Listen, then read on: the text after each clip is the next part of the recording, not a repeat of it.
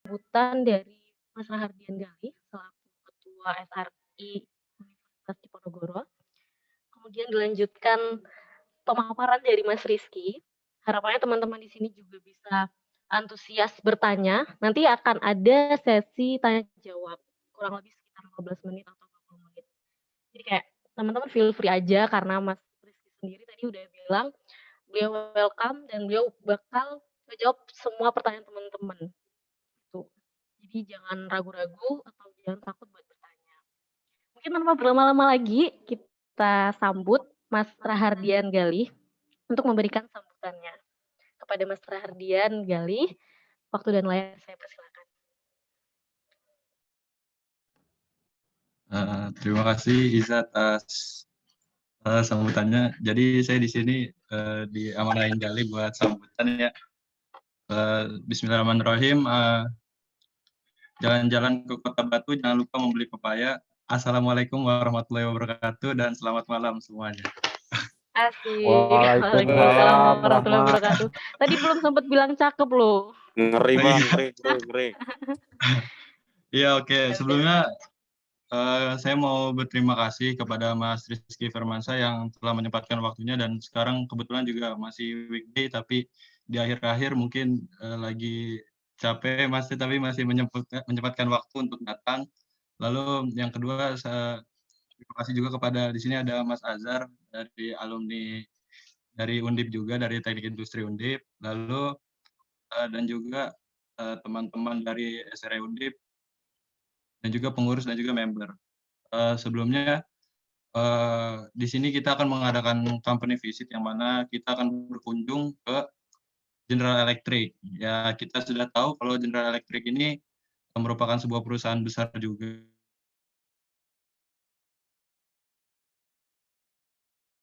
karena kebijakan perusahaannya dan juga di sini as you wish. Jadi kemarin kita sempat survei juga dari kita semua kira-kira mau company visit kemana dan alhamdulillah terrealisasi juga kita akan berkunjung ke GE malam hari ini secara virtual dan kebetulan untuk GE ini kita mendatangkan narasumber yaitu Mas Rizky Firmansyah yang mana kita cukup bangga karena merupakan alumni dari Universitas Diponegoro juga. Jadi buat kita dan juga teman-teman semua di sini yang mau berkarir di mungkin multinational company jangan ragu dan juga yakin aja karena Mas Rizky aja bisa, masa kita enggak?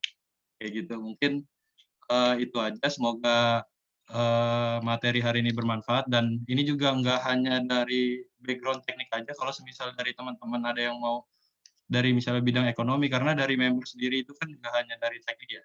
Hampir satu undip itu bervariasi.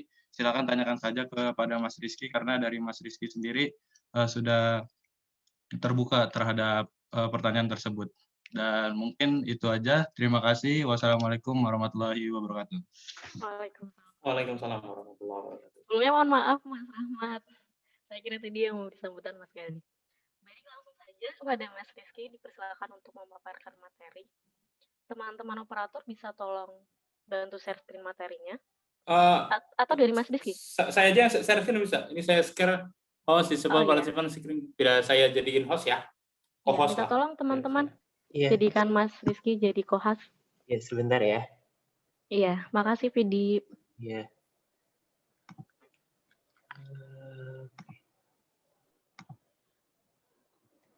Sudah Mas, sudah jadi co-host. Iya. Oke. Share. Sudah terlihat? Sudah screen Mas. Saya? Sudah ya. Oke, terima kasih. Saya mulai. Assalamualaikum warahmatullahi wabarakatuh. Salam sejahtera untuk kita semua.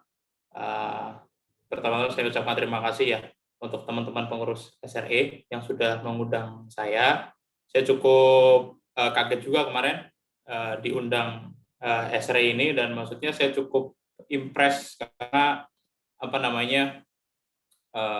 Undip punya SRE dan to be honest kita biasanya agak terlambat loh dari kampus-kampus yang lain. Misalkan kampus lain punya petroleum atau punya apa gitu. Biasanya kita sekitar 1, 2, 3 tahun baru ada gitu. Cuman SRE ini kita cukup cepat, yang lain ada kita langsung ada. Jadi saya cukup impress dan senang.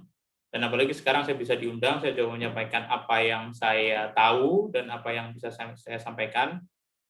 Dan karena ini eventnya adalah company visit ya, jadi I would like to deliver banyaknya tentang GE lah. Karena harapan saya itu sebenarnya lebih banyak lagi teman-teman, terutama dari saya di Undip itu join GE. Cuman sedikit sekali soalnya sekarang. Cuman sedikit ya. Oke, acara kita hari ini adalah company visit SRI Undip. Nama saya Rizky Firmansyah. Saya bekerja di GE Renewable Energy di Sub-Business Grid Solution. Ini adalah table of content atau topik yang akan kita bahas hari ini ya. Jadi saya akan banyak berbicara tentang GE. Setelah itu, karena kemarin saya sudah sempat lihat beberapa slide presentasi dari beberapa narasumber yang sudah diundang oleh SRE, jadi sudah cukup diverse, sudah cukup banyak tentang renewable energy, aplikasinya, challenge-nya. Jadi saya akan sedikit membahas itu karena sudah cukup banyak, jadi nanti malah membosankan. Jadi saya paling meng-highlight untuk renewable energy sedikit dan career opportunity ya. Tapi mostly saya akan bahas tentang GE. Oke, ini profil saya. Nama saya Rizky Firmansyah. Saya lahir di Jakarta 27 September 91. Sudah cukup tua ya, hampir 30 tahun September tahun ini. Oke, saya sudah berkeluarga. Saya punya 1 orang anak laki-laki, umur hampir 2 tahun, dan insya Allah menuju anak kedua, karena sekarang istri saya sedang hamil muda, minta doanya semoga lancar sampai nanti persalinan ya. Oke. Prinsip saya sebagai orang yang berkarir di bidang energi adalah I always looking for challenge. Jadi challenge itu penting sih untuk saya. Jadi nggak cuma secara profesional, tapi secara personal aja. Ketika secara personal kita itu bagus, secara profesional juga kita akan bagus, dan itu pun juga vice versa. Sebaliknya juga bahkan seperti itu. Ketika kamu cuma timpang profesional aja, tapi personality kamu nggak bagus, how the way you build your network, temanmu, colleague di kantor, dan jadi personality dan profesional itu penting sekali. Oke, saya lulus di Undip, saya itu angkatan 2010 ya. Mesin Undip Mechanical Engineer. Saya lulus 2015, 4 tahun, 9 bulan atau 8 bulan ya, saya lupa. Zaman saya itu cukup cepat ya. Mungkin kalau zaman sekarang itu sudah angkatan terakhir kali ya. Zaman saya itu waktu itu cepat sekali tuh, lulus gitu. Termasuk saya dulu dibilang teman-teman saya, wah kamu ninggalin angkatan ting, katanya gitu. Oke, saya organization addict, jadi saya cukup senang berorganisasi dimanapun. Karena prinsip saya adalah belajar itu tidak harus di kelas kok. Prinsip saya adalah itu, jadi belajar itu ada di kelas. Dan saya suka ketemu orang, saya suka ngobrol sama orang. Karena prinsip saya nggak semua experience, nggak semua cerita, nggak semua pelajaran yang bisa kita pelajari itu ditulis di buku. Jadi semakin banyak kamu ngobrol ke orang, semakin kamu banyak gain experience dari orang, itu bagus banget untuk kita mendapatkan pengalaman dari orang lain. Tapi buku itu sangat penting, tapi tidak lupa untuk talk to people, listen from them, and kamu dapatkan insight dari mereka ya. Hobi, saya nggak punya hobi yang spesifik, entah saya juga bingung hobi saya apa. Untuk makanan, nih penting sekali nih, saya penyuka nasi megono dan tempe goreng. Jadi kalau teman-teman besok mengundang saya di kampus, jadi nggak usah kasih saya plakat apapun, kasih saya aja nasi megono ya, sama tempe. That's will more than enough for me. Dan saya akan sangat mengapresiasi itu. Oke, itu sedikit profil saya. Simple. Nanti lengkapnya saya akan bahas di karir topik ya. Oke, sekarang saya akan bahas tentang GE. Kelihatan screen saya ya? Jauh sekali. Oke, kelihatan teman-teman ya? Sudah, Mas. Oke. Oke, ini adalah overview tentang GE, especially renewable energy ya. Thomas Edison adalah founding father dari General Electric. Teman-teman juga tahu mungkin tentang Thomas Alva Edison, penemu bola lampu dan lain-lain. Oke, kita mulai dari sini ya. Oke. Kita akan membahas tentang GE secara umum, tapi spesifiknya kita akan membahas tentang renewable energy. Dan ini adalah Jerome Becresse. Dia adalah CEO dari GE Renewable Energy. Dia sitting in Paris di Prancis. Jadi kita akan bahas beberapa, mulai dari GE secara general, renewable energy, bisnisnya, dan lain-lain. Ini adalah sejarahnya GE. Saya nggak akan membahas satu-satu detail, enggak. Saya akan membahas secara umum. Kenapa saya ingin membahas histori, bahwa histori dari sebuah perusahaan itu sangat penting untuk kita berkarir ya. Kenapa kok seperti itu? Karena kita akan terasa legasinya. Ketika kita berkarir di perusahaan yang sudah memiliki histori, itu kita seakan-akan kayak bangga tersendiri karena kita bekerja di perusahaan yang sudah memiliki legacy. Oke, jadi memang GE itu bermula dari bola lampu ya, light bulb. Tapi sebelum ini sebenarnya Thomas Alva Edison menciptakan ya semacam perekam suara atau apa seperti itu. Jadi berdirinya GE itu adalah Edison General Electric dan Thomson Houston itu merging menjadi General Electric Company, dan waktu itu disupport sama JP Morgan. Kalau teman-teman tahu pernah baca JP Morgan and Chase, nah itu adalah salah satu founding father juga sih, supportnya terhadap Thomas Alva Edison untuk membentuk GE. Dan berjalannya waktu kita menciptakan produk, teknologi, paten, dan kunci dari situ adalah kita itu meng-hire beberapa ilmuwan yang sudah mendapatkan Nobel Prize untuk mengembangkan teknologi kita, mulai dari lokomotif, X-ray, dan lain-lain. Ini untuk periode pertama ya, dari 1800 sampai awal 1900. Oke, dan ini we call it periode kedua. Di periode kedua ini dari 1920 sampai 1000 melewati Perang Dunia II sampai 1980-an. Jadi di sini itu yang banyak dikembangkan oleh GE adalah aviation-nya. Kita juga punya plastik, glass, tapi di sini aviation-nya kita yang cukup kuat ketika itu, karena ketika itu Perang Dunia II itu GE cukup memiliki peran yang penting pada saat Perang Dunia II. Dan ini adalah periode ketiga, we call it.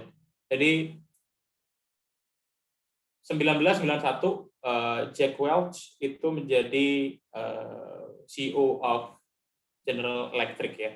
Itu sangat superpower, itu legasinya itu terasa banget. Jadi ketika kita berbicara Jack Welch, itu adalah manager of the century ya. Jack Welch itu dia lulusan teknik kimia. Jadi kalau teman-teman yang sekarang belajar di teknik kimia, bermimpilah menjadi Jack Welch.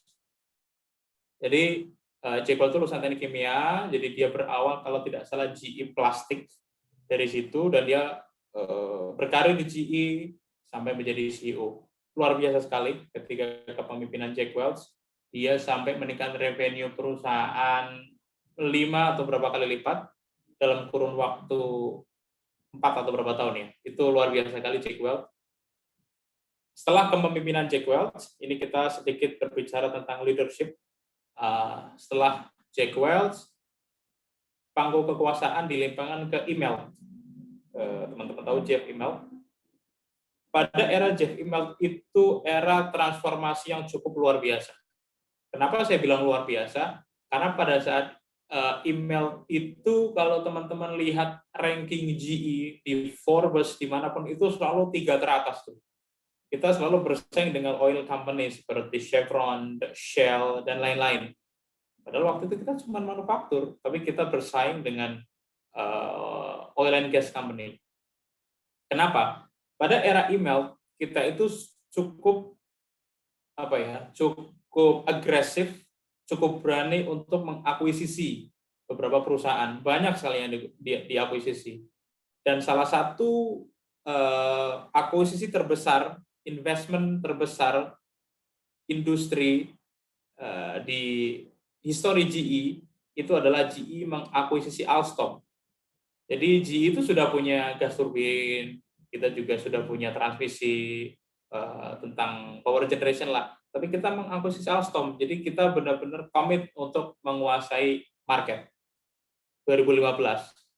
Jadi kita mengakuisisi Alstom. Alstom itu bisa dibilang adalah BUMN-nya Perancis lah, karena dia originally Paris ya, di Perancis ya.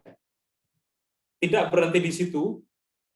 Email masih bermimpi untuk menjadikan GE adalah full stream energy company.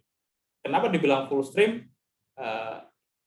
Campaign-nya pada saat itu adalah GE ingin menjadi full stream company di mana kita itu ada dari source of energy extraction sampai we deliver the energy to customer, household, or industrial. Jadi campaign-nya itu di sana. Jadi pada saat itu kita juga mengakuisisi Baker Hughes. Kalau teman-teman tahu, Baker Hughes itu oil service company ya. Oil service company, itu kita akuisisi. Jadi memang pada saat itu, karena sebelum kita akuisisi Baker Hughes pun kita sudah punya GE Oil and Gas ya. Kita manufaktur Christmas tree dan beberapa drilling bit kalau nggak salah. Jadi luar biasa rencananya email pada saat itu. Luar biasa, menjadikan kita energy company dengan full stream portfolio. Tapi setelah itu rencana tidak berjalan dengan mulus karena beberapa transisi, krisis, energi, dan lain-lain menjadikan kita cukup timpang dengan apa yang kita invest di sana. Jadi setelah email turun, email digantikan oleh John Flannery. Itu adalah suksesor email ya. John Flannery ini asli GE. Jadi semuanya leader GE itu sebelumnya itu adalah originally GE. Jadi kalau teman-teman tahu FMP, jadi kalau saya kan sekarang CLP ya, Commercial Leadership Program. Kalau si Flannery ini FMP, jadi Financial Leadership Program. Jadi dia berangkatnya sama seperti saya. Cuman bedanya FMP. Makanya FMP itu kalau kita orang bilang itu FMP itu CEO program. Jadi FMP. Jadi kalau ada teman-teman di sini yang di ekonomi maupun di ekonomi lah, itu nanti kalau ada FMP mungkin bisa apply. Siapa tahu bisa seperti John Flannery. Di era John Flannery kita tidak cukup tangguh, kuat untuk menghadapi krisis dan situasi transformasi bisnis. Setelah itu pangku kekuasaan diambil alih oleh Larry Culp. Jadi Larry adalah CEO pertama GE yang berasal dari eksternal. Dia itu CEO dari Danaher, konglomerat juga industrial. Jadi dia masuk ke GE dan banyak perubahan di GE setelah era Larry Culp. Oke. Kita membahas selanjutnya adalah tentang portofolionya GE. Oke, sampai di situ ada yang mau bertanya, silakan. Nggak apa-apa, interrupt aja. Mungkin ada yang penasaran gimana sih bedanya kepemimpinan GE atau yang sekarang, culture-nya, mungkin bisa tanya. Nggak apa-apa, silakan aja ya.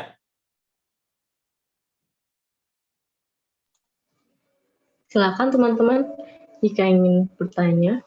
Jadi nggak perlu menunggu sampai Q&A session. Boleh sekarang? Kalau saya yang bertanya boleh nggak, Mas? Boleh, boleh. Saya sempat dapat cerita dari Mas Rahmat. Sebelumnya itu sebelum Mas Diji ini sempat kerja di Oil and Gas Company kalau nggak salah ya Mas, di Jakarta, John Crane. Itu gimana ceritanya? Atau mungkin Mas bisa berbagi sedikit kisah transisi Mas yang awalnya Oil and Gas, terus ke GE ini. Oke. Itu pertanyaan bagus banget ya. Tapi mungkin sementara pertanyaan itu saya simpan dulu, Iza, karena nanti pertanyaan itu akan kita bahas di how we build career in a renewable energy atau energy company. Gak apa-apa ya? Boleh Mas, boleh. Kita simpan nanti di belakang. Itu bagus banget sih pertanyaannya. Oke teman-teman mungkin bisa langsung tanya kalau misalkan ada yang dikepoin atau ada yang kurang jelas mungkin dari pemaparan dari Mas Rizky tadi. Oke. Kalau nggak saya lanjut aja ya? Iya Mas. Oke, saya lanjut. Ya, dipersilakan Mas. Oke, saya lanjut ya. Jadi di era digital ini, jadi setelah era Lyric Cloud, kita fokus ke portofolio kita ya. Jadi kita fokus ke aviation, renewable, power, dan healthcare. Power dan healthcare, kita fokus di sana. Dari aviation itu revenue kita ada yang nggak di mute mikrofonnya, bisa bantu mute dulu biar nggak ada feedback. Oke, saya lanjut ya. Dari aviation revenue kita 33 billion, renewable 15, power 19, dan healthcare 20 billion. Kita fokus ke 4 portofolio ini, walaupun kita juga punya bisnis yang lain. Jadi di sini kita punya Baker Hughes, kita masih punya share di sana, cuman majority-nya tetap dipegang Baker Hughes. Tadinya kita punya sekitar 53% ya. Setelah itu kita jual lagi, jadi sekarang kita punya sekitar, saya agak lupa tuh terakhir 23 atau 13. Kita juga masih punya Webtec. Webtec ini tadinya GE Transport, ya, kita produksi lokomotif. Kalau teman-teman tahu, kereta-kereta PT KAI itu mostly lokomotifnya adalah GE. Dan kita juga punya kontrak sama PT KAI, tapi sekarang udah jadi Webtec. Tapi kita masih punya share di sana. Kita juga punya beberapa bisnis lain, ada GE Digital, Capital, GGO, Global Growth, dan GE Additive. Ini bisnis yang baru ya.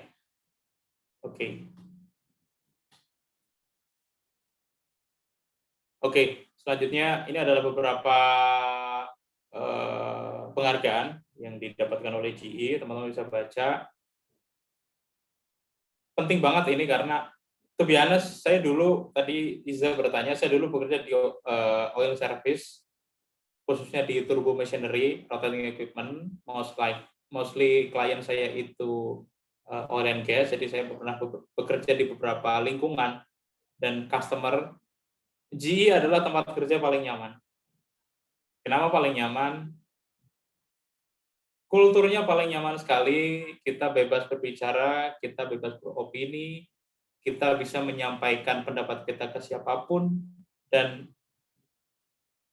GE memberi ruang kita untuk menjadi orang yang kreatif.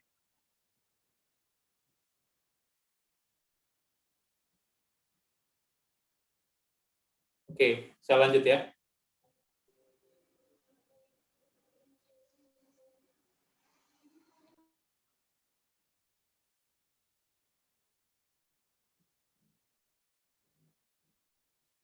Oke, ini adalah GE Renewable Energy. Jadi campaign kita di sini adalah Unleashing Limitless Energy, memberikan energi yang reliable, affordable, accessible, and sustainable. Ini adalah campaign kita untuk GE Renewable Energy. Dan ini adalah organisasi kita. Jadi kita punya bisnis banyak sekali. Ini adalah Jerome, di sini ada Einer Markov, Cree Solution, ini adalah bos saya, CEO-nya Cree Solution. Ada offshore, hydro, LM Wind Power, hybrid, digital, dan lain-lain. Oke, sebelum kita ke sana kita bahas inclusion and diversity. Ini adalah salah satu culture yang ada di GE ya. Jadi mungkin teman-teman tahu ada beberapa company di kita di Indonesia atau mungkin culture-nya kita ya. Ketika kita mau berbicara nih ke atasan kita atau atasan kita atau atasannya lagi, itu sangat susah. Tapi itu nggak terjadi di GE. Itu nggak terjadi di GE. Jadi kita berhak berbicara dengan siapapun. Kita berhak memberikan inputan, ide terhadap siapapun. Kita punya tool dan kita bisa ngasih insight ke siapapun di sana. Jadi itu yang sangat luar biasa di GE dan saya merasa sangat nyaman sekali dengan culture yang ada tersebut. Ada beberapa network, veteran, African Asia Pacific, termasuk People with Disabilities Network.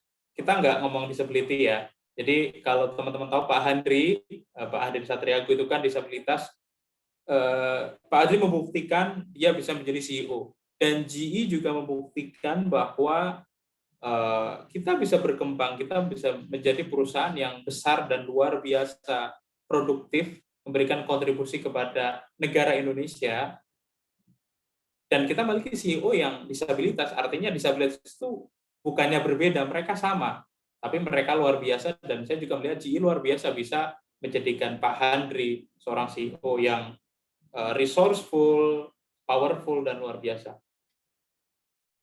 Oke. Sekarang kita bahas fakta tentang renewable energy ya. Yang pertama adalah revenue kita 15 billion US dollar. Kita punya 40.000 karyawan di seluruh dunia dan ada di 80 negara. Yang kedua adalah kita punya LM, yaitu blade wind turbine kita itu terpanjang yang ada di dunia, yaitu 107 meter. Itu blade-nya ya, satu blade-nya. Jadi kalau misalkan kita bentangkan plus turbin itu sekitar 236 meter tingginya, nanti kita bisa lihat. Yang ketiga adalah 20% of global renewable energy capacity provided by our turbine. Jadi 1/5 dari renewable energy itu adalah dari GE equipment. Install base 400 gigawatt, dan turbin yang sudah terpasang itu 45.000 wind turbine. Ini untuk onshore. Dan offshore turbin yang paling powerful adalah Heliadex. Ini adalah turbin yang baru, yang paling besar dan memiliki kapasitas yang paling besar di antara kompetitor-kompetitor kita. Jadi satu turbin itu 12 megawatt. Yang ketiga adalah Hydro.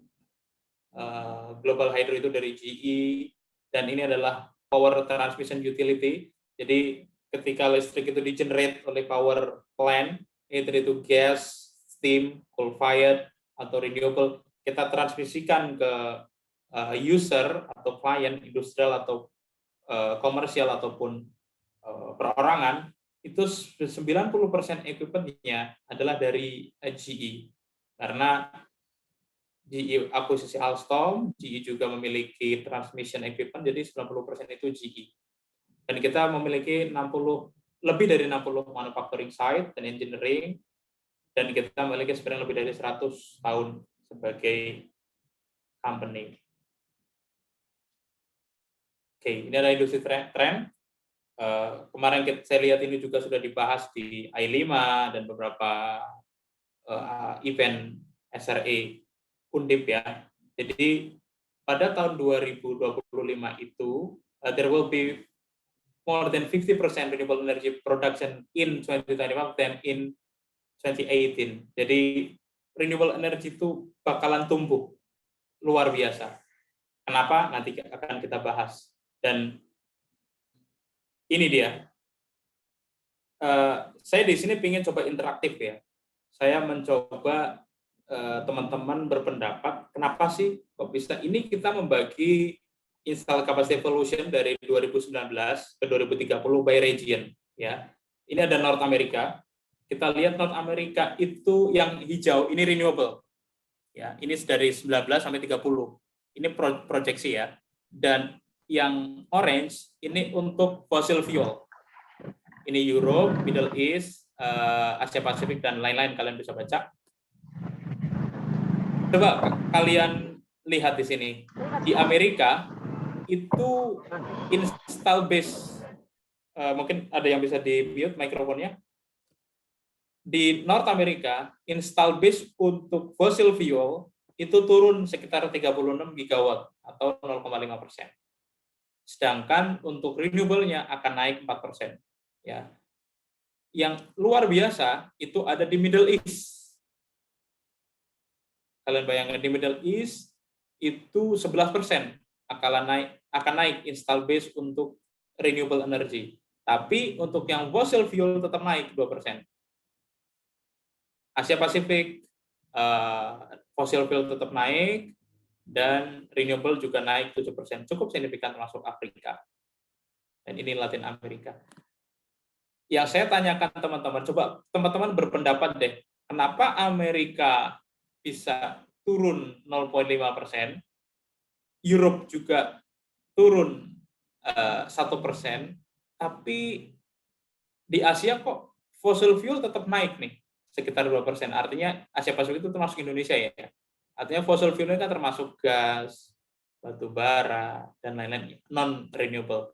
Kenapa kok ini masih naik sekitar 2%?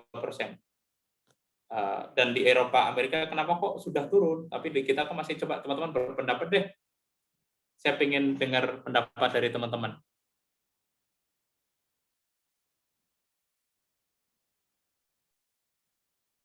Teman-teman mungkin ada pendapat. Ya, ada yang mau ngasih pendapat?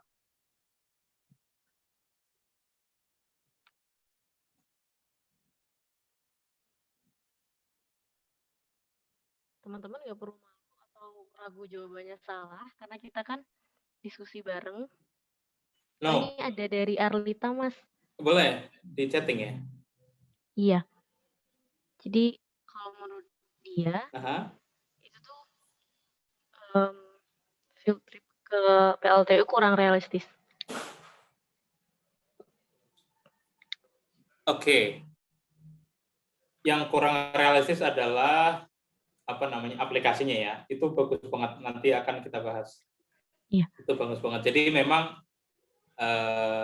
ini related ke cost daripada renewable energy generation ya. Cuman untuk di sini ada yang mau komen dulu? Kalau saya boleh berpendapat ya, Mas? Boleh. Kalau menurut saya, di Asia Pasifik dan Middle East itu kan memang resource oil and gas-nya masih banyak, apalagi Middle East ya, Mas. Yeah. Tapi saya pernah dengar dari Pak Sudirman Said kemarin, dia bilang meskipun di Middle East, utamanya di Arab itu, banyak cadangan minyaknya, tapi dia juga nggak mau ketinggalan buat ngembangin solar panel. Jadi kayak di padang pasir itu udah mulai dibangun besar-besaran gitu, Mas. Kayak buat harvest energi. Dan oil and gas-nya mereka akan simpan buat investasi gitu. Bakal dijual-jual ke negara lain gitu sih. Benar. Betul sekali itu. Betul sekali, Isa. Ya. Terus untuk Asia Pasifik, kenapa masih tinggi fossil fuel-nya? Karena memang terkait teknologi juga, nggak semaju North America dan Europe. Dan ya mereka masih belum gencar-gencar buat transisi energi ke renewable. Meskipun ada beberapa negara di Asia Pasifik yang mulai sadar akan hal itu. Mungkin saya bacakan lagi ya, Mas, pendapat dari Baskara Adi. Boleh. Kalau menurut dia, instalasi renewable energy itu masih memerlukan biaya instalasi dan maintenance yang tinggi. Jadi kayak kesulitan gitu, Mas, untuk maintenance-nya. Jadi kayak masih butuh tenaga ahli. Ya, terkait SDM lagi-lagi ya, Mas ya. Betul. Iya. Kalau dari Amin, biaya bahan bakar fosilnya relatif murah gitu. Mas. Betul. Jadi memang kalau untuk renewable di Middle East ya, jadi mereka itu memang sudah punya planning ya, bahwa mereka itu akan menjadi percontohan aplikasi renewable energy. Dan rencana mereka adalah mereka akan menginstal solar PV itu besar-besaran, termasuk nanti India juga, dan crude oil-nya atau gasnya akan mereka ekspor. Jadi mereka memang planningnya seperti itu.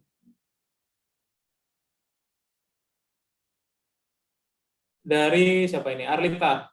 Takutnya cost yang dibebankan ke masyarakat terlalu tinggi. Mungkin kalau subsidi coal dialokasikan untuk investasi RE bisa. Oke. Pendapat menurut saya, Mas, lebih mengarah ke jumlah SDM yang kurang memenuhi serta harga biaya untuk facility-nya yang kurang terjangkau. Oke. Nanti kita akan bahas mendalam ya. Lebih jauh ke renewable energy slide yang bawah. Tapi saya cukup impress lah dari komen teman-teman. Oke, saya lanjut ya. Iza mungkin bisa di mute Iza, karena Iza nggak pakai headset, jadinya ada feedback. Baik, sudah Mas. Oke, makasih ya.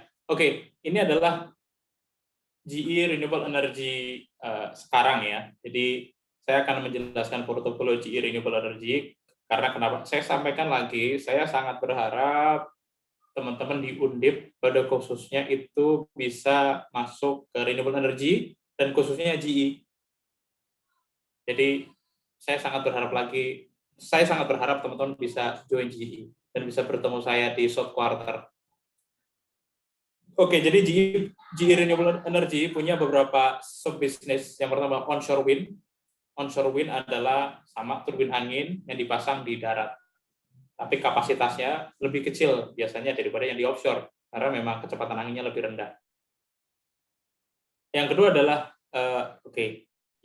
offshore wind turbine, tapi dipasang di lepas pantai atau offshore. Di sini GE mempunyai Heliarex 12 megawatt per turbine. Ini super power turbine yang sangat besar sekali. Dan kita juga sudah mengakuisisi LM Wind Power. LM Wind Power ini perusahaan Denmark, jadi dia memproduksi blade-nya turbin, dan LM Wind Power ini tidak hanya mensuplai ke GE, walaupun dia juga sekarang anak perusahaan kita, tapi dia juga menyuplai ke beberapa perusahaan wind turbine yang lain. Dan kita juga punya digital service, kita punya hydro, jadi turbin air, dan kita punya grid solution, dan ini adalah di mana saya bekerja. Grid solution itu adalah transmisi ke distribusi, dan yang ketiga adalah renewable hybrid. Nanti akan kita bahas mendalam. Untuk portofolio ini yang sudah established di Indonesia adalah grid solution, hanya grid solution. Kenapa? Karena memang market di Indonesia belum terlalu major untuk renewable energy. Mungkin tadi teman-teman juga sudah sampaikan kan ketika kita bahas di slide sebelumnya, kita masih memikirkan cost dan policy-nya, aturannya juga belum ada, tax insentifnya untuk renewable juga belum jelas, jadi masih susah. Untuk itu kenapa GE belum melihat ada market yang potensial di Indonesia, walaupun isunya sudah cukup banyak. Kita di Grid juga sudah punya renewable energy champion di Indonesia, ada 3 orang. Jadi dia akan membantu setiap ada opportunity atau peluang renewable energy di Indonesia untuk mengkomunikasikan ke headquarter kita di Paris. Jadi ini portofolio yang GE Renewable Energy miliki ya. Oke, kita berbicara tentang onshore wind dulu nih.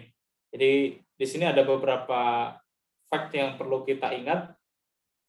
Turbin onshore wind yang sudah ternyata itu 45.000 turbine, cukup banyak, luar biasa. Total install base kalau kita convert ke daya itu 85 gigawatt lebih install base GE yang sudah terpasang.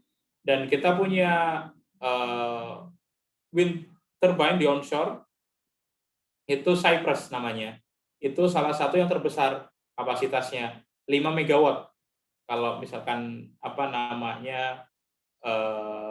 bisa kita expand ya ke 5,3 megawatt tergantung dari karakteristik angin dan tempatnya. luar biasa.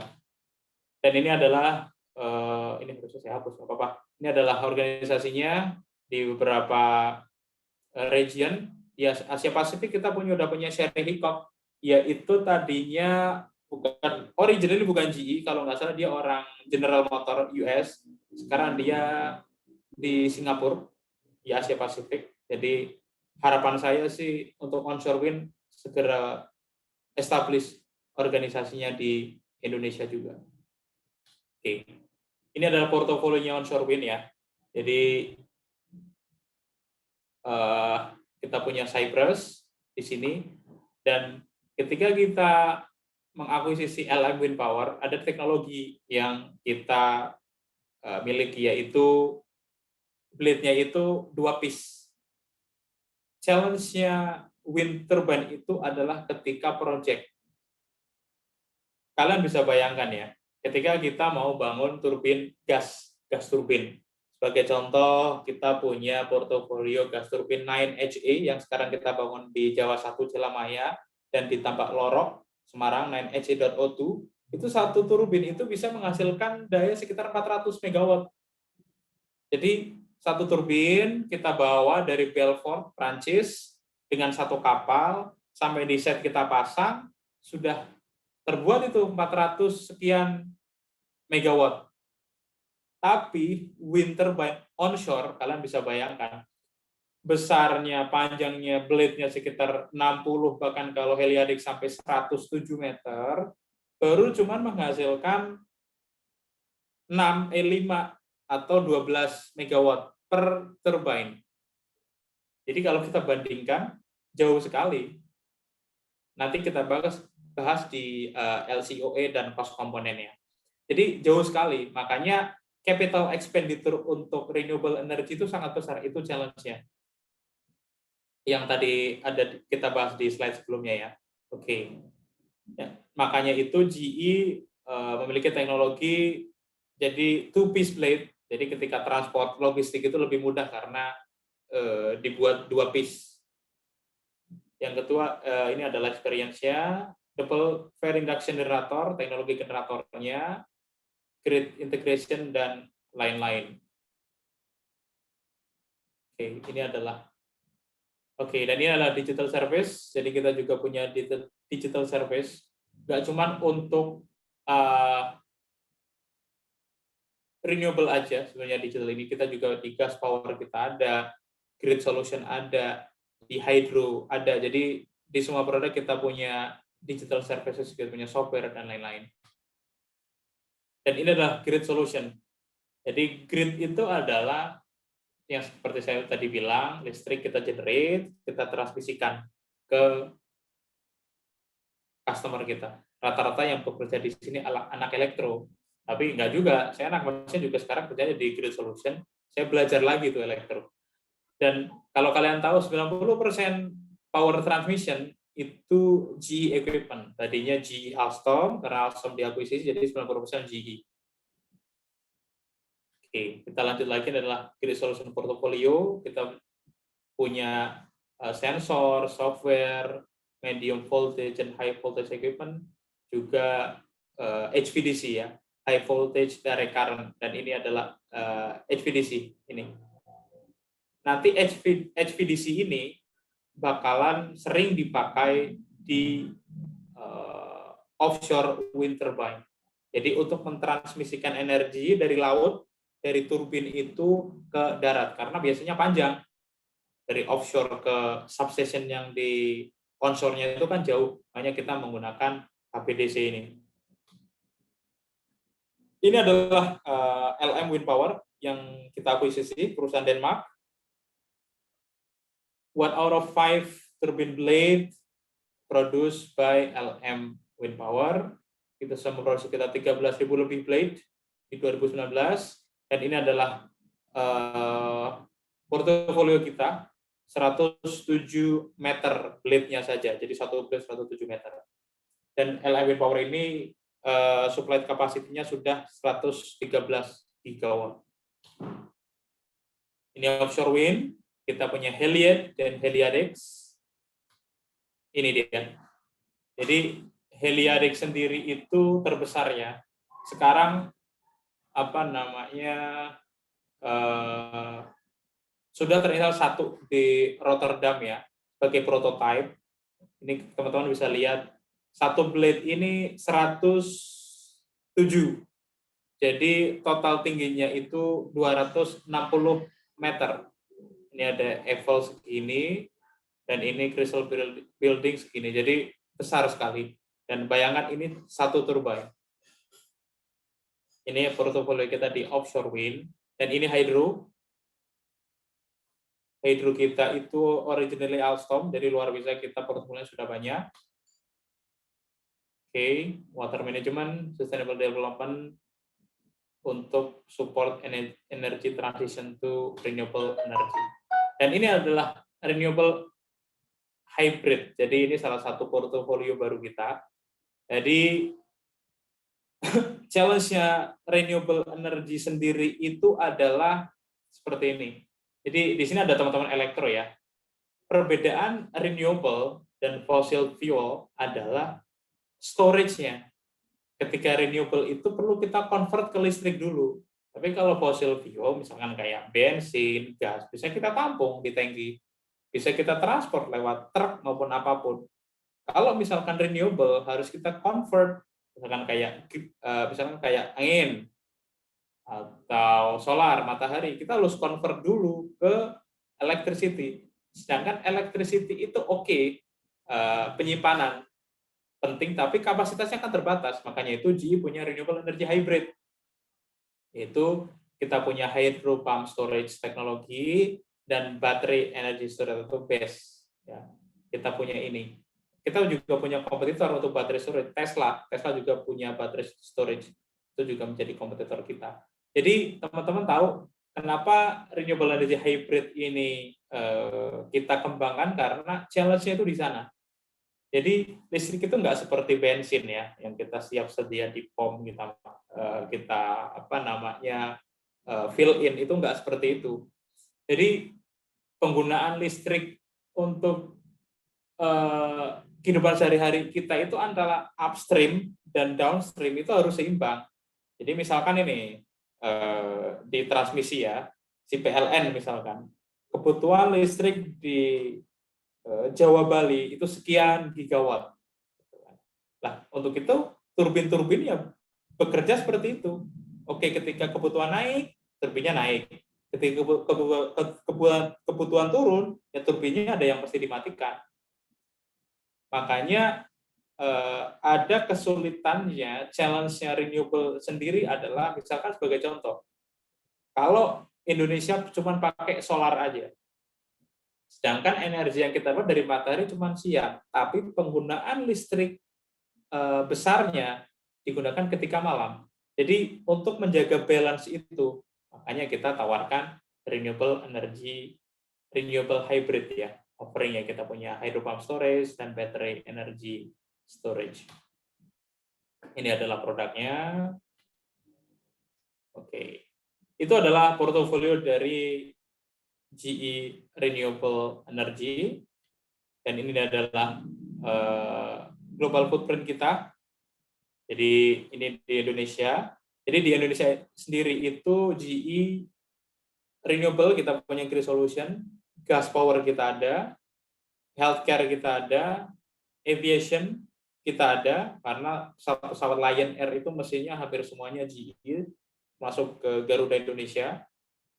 Jadi kita punya bisnis yang lengkap di Indonesia. Kalau untuk pabrik, kita punya, kalau teman-teman jalan ke PTDI Bandung, kalian lihat GE Nusantara Turbin. Itu adalah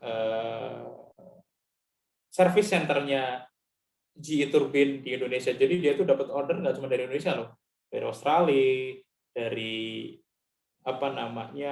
Asia Pasifik lah, itu larinya ke sana untuk beberapa teknologi dari turbin frame 6 sampai ada beberapa lah ya, ada di Bandung. Di Jakarta juga ada, itu manufaktur untuk transformer, jadi power trafo, itu ada di Jakarta Timur, PT Unindo, itu juga anak perusahaan GE. Jadi kita ada di lebih dari 80 negara. Oke, ini adalah install base ya. Install base GE dan portofolio kita di North America.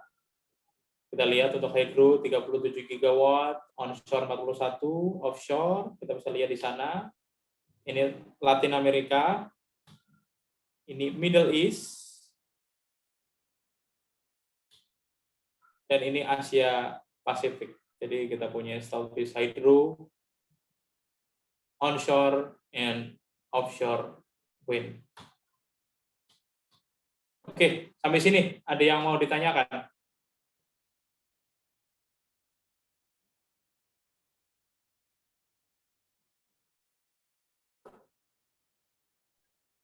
Boleh nanya Mas, saya? Boleh, go ahead, yuk. Saya Azhar dari Teknik Industri 2015. Oke. Berarti kalau untuk GE sendiri di Indonesia cuman supply manufaktur, cuman supply equipment aja Mas sampai sekarang. Atau juga ada develop power plant sendiri? Ada rencana ke situ nggak? Oke, bagus nih. Jadi gini, GE kita fokus ke produk. Jadi kita fokus ke produk aja. Jadi kita itu kita nggak bakal jadi IPP ya, atau independent power producer. Kita nggak jadi IPP. Kita juga nggak menjadi EPC. Kita pernah jadi EPC, cuman kita fokus ke produk. Kita deliver produk. Itu aja. Biasanya ketika kita deliver produk, kita punya kontrak maintenance. Hanya seperti itu, misalkan kayak di Jawa 1 ya. Jawa 1 itu kan kita deliver turbin 9H802. Ya, kita punya kontrak maintenance, saya agak lupa itu. Jadi sekitar 10 atau 15 tahun. Itu saja. Jadi kita supply equipment dan kita memberikan waranti ke customer kita untuk equipment yang kita supply. Gitu, Mas Azhar. Oke Mas, mau nanya lagi Mas? Oke. Saya tahu banyak kalau misalkan banyak power plant khususnya PLTU yang turbinnya dari GE. Nah, tapi kalau nggak salah Toshiba terus Mitsubishi kan juga buat turbin juga ya. Apalagi kalau misalkan kita ngomongin panel surya itu sekarang dominasinya tuh sama Chinese kayak Solar, Serapim, REC dan sebagainya. Kalau untuk strategi GE sendiri untuk bisa menangin pasar turbin dan juga solar panel itu gimana Mas strateginya Mas? Oke. Strategi kita ya, kita nggak punya produk solar, satu. Karena produk solar itu adalah static equipment. Ketika static equipment itu persaingannya bakalan banyak. Jadi GE memang nggak invest untuk solar karena kita tahu bahwa saingannya terlalu berat. Solar bakalan dimenangkan oleh Chinese, termasuk Korea dan lain-lain. Itu pokoknya China lah yang bakalan menang untuk persaingan solar ya. Dan untuk di turbin sendiri ya, termasuk di maupun turbin gas maupun turbin angin ya, wind turbine di sini. Turbin gas itu kita juga punya strategi. Jadi kalau teman-teman lihat, yes, untuk steam sendiri kita memang nggak terlalu banyak di Indonesia. Steam sendiri kan turbin ada gas, ada yang steam nih. Kalau teman-teman melihat steam itu pakai batu bara. Itu GE punya install base di Python. Satu di sana. Ya, untuk yang gas itu banyak sekali GE di Indonesia, termasuk yang di Muara Tawar, Muara Karang, di Palembang sana GE. Strategi kita adalah untuk gas sendiri itu turbin kita itu efisiensinya sangat tinggi, termasuk yang baru kita install di Jawa 1 dan itu 9H802 di Jawa 1 sini Cilamaya dan satu yang di Tampak Lorok Semarang. Kita punya efisiensi yang sangat tinggi untuk gas turbin kita. Itu yang untuk gas turbin. Untuk yang wind turbine sendiri, strategi kita adalah, coba kalau kalian perhatikan itu, coba kalian searching aja deh. Kita punya 2 split portfolio, onshore dan offshore. Dari onshore dan offshore, dua-duanya GE memiliki tipe atau produk yang memiliki kapasitas terbesar. Artinya, kita memang invest banyak ya untuk research and development dari teknologi kita. Tapi kita betul-betul mengeluarkan produk yang paling efisien. mungkin kalau orang market bilang oke, GE cukup tertinggal ketika kita bilang wind turbine karena kita ada Siemens Gamesa, di sana juga ada Vestas, ada Goldwind dari China. Cuman ketika kita bicara efisiensi dan teknologi, reliability, saya akan jawab bahwa kita punya teknologinya. Kita di onshore kita punya Cyprus 5,3 megawatt, di offshore kita punya Heliadex dengan 12 megawatt. Jadi artinya karena capital expenditure untuk wind turbine itu cukup besar, jadi kita pastikan EPP developer ataupun electricity authorized yang ada di country itu pastikan bahwa turbin yang kita install itu memiliki efisiensi yang bagus dan kapasitas yang besar. Karena untuk offshore wind itu project cost-nya, capital cost-nya itu sangat besar sekali. Jadi strategi kita di sana, Mas Azhar. Dan satu lagi strategi GE ya, karena GE itu memiliki banyak portofolio. Jadi sebagai contoh nih, IPP developer mau membangun power plant, either itu gas, hydro maupun angin, turbin angin. Kita punya portofolio yang lengkap. Artinya ketika kita maju ke IPP developer, kita sudah, kalau kita perang itu senjata kita sudah lengkap. Kita punya turbin, kita punya transmisi equipment, substation, kita juga punya transmisi equipment. Artinya si developer ini ataupun EPC ataupun PLN misalkan nggak perlu pusing-pusing cari vendor, kita sudah lengkap. Dengan itu kita bisa memberikan cost yang efisien karena kita udah full support untuk mereka. Itu salah satu strateginya GE, Mas Azhar, untuk memenangkan kompetisi ya dengan kompetitor kita. Gimana? Cukup menjawab? Noted, Mas. Satu lagi, Mas, terakhir, penasaran, Mas. Yes. Untuk wind turbine nih, Mas. Kalau nggak salah Indonesia kan baru ada 2 ya, di Sidrap sama satu lagi saya lupa di mana. Nah, kalau nggak salah saya sempat baca juga kalau di Indonesia itu potensi anginnya kurang bagus, apalagi di daerah Jawa. Gitu. Nah, kalau dari GE sendiri sudah sempat menganalisa Indonesia belum? Apakah punya potensi energi angin yang besar apa enggak sih di sini? Ya, terima kasih. Sudah, jadi memang marketing kita sudah bekerja di Asia Pasifik ya. Itu timnya Sherry Hiccup itu sudah bekerja. Sebenarnya sih ada di Indonesia.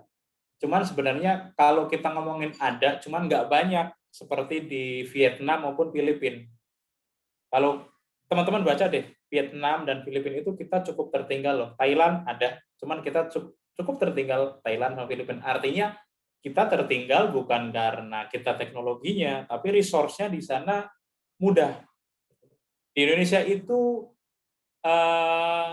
kemarin ya, artinya PLN kita juga sempat buka itu yang bagus itu salah satu di Sukabumi.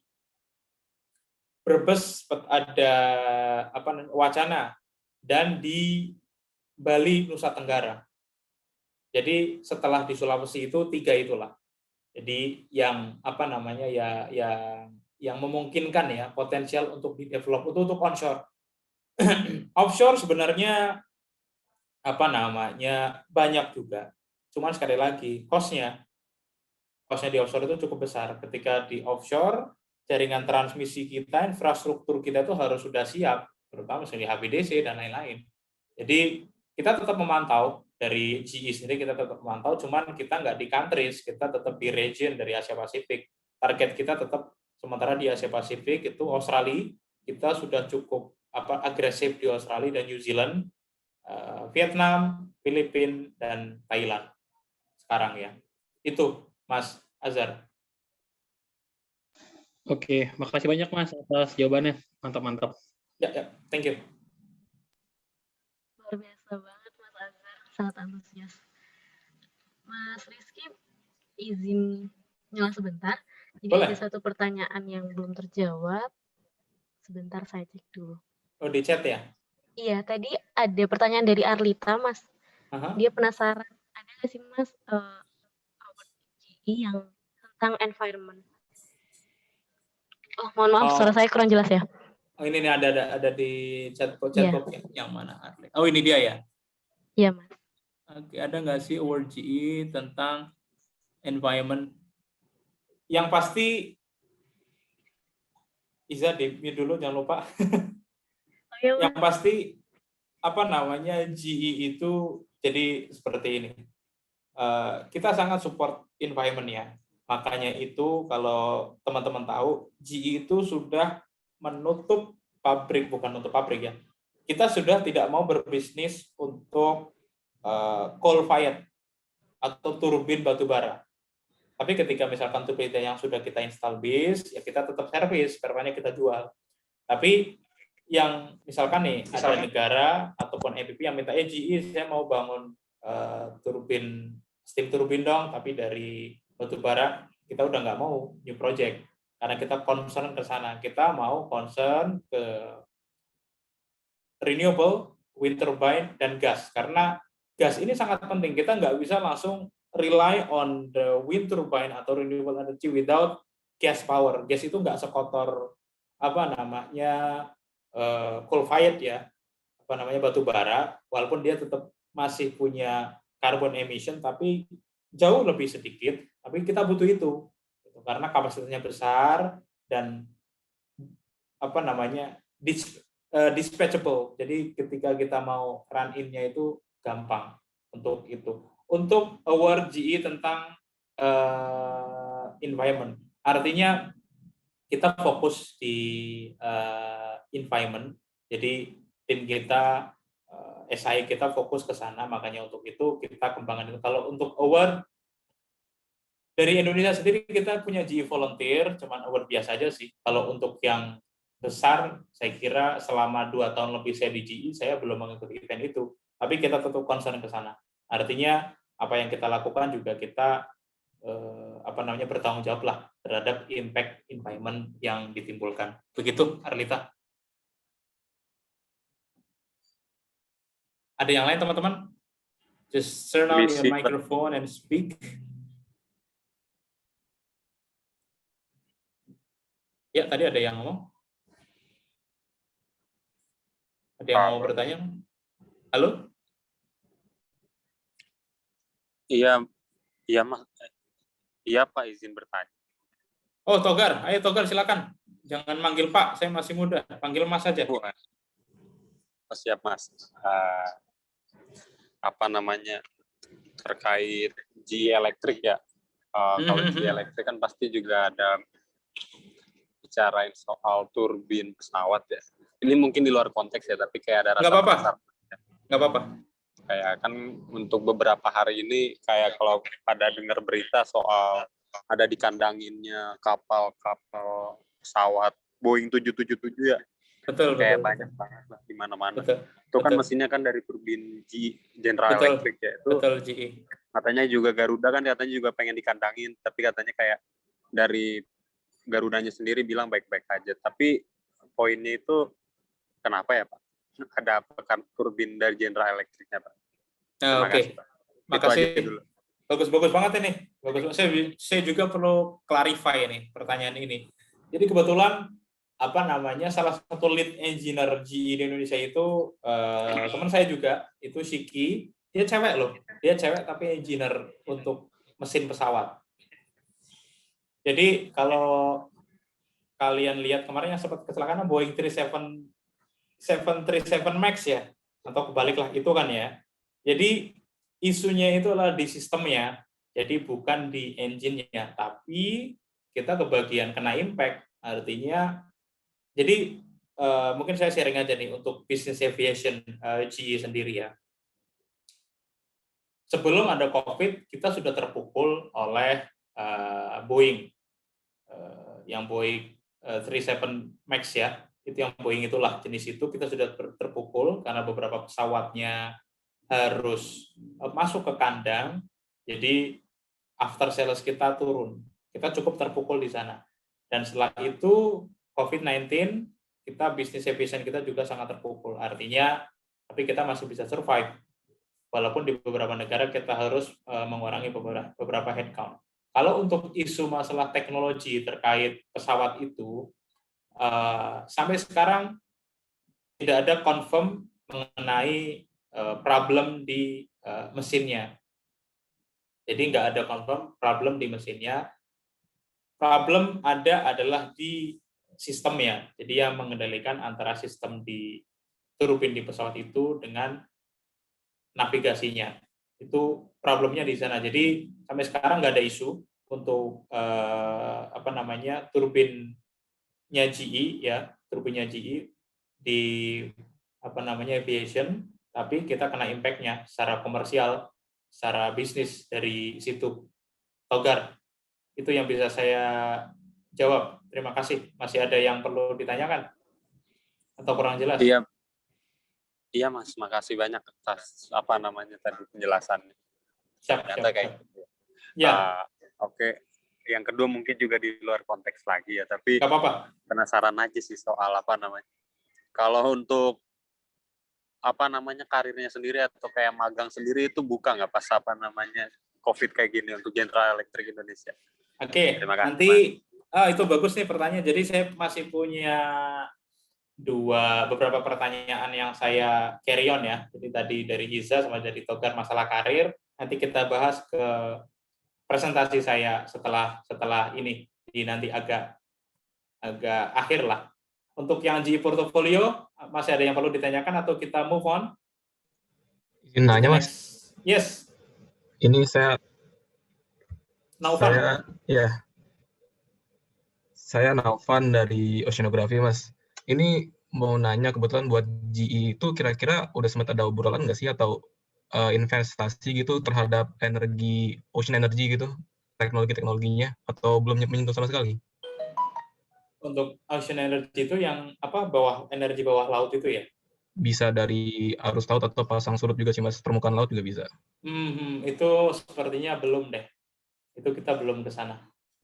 Oke, sama sekali belum ada ini obrolan berarti ya Mas ya?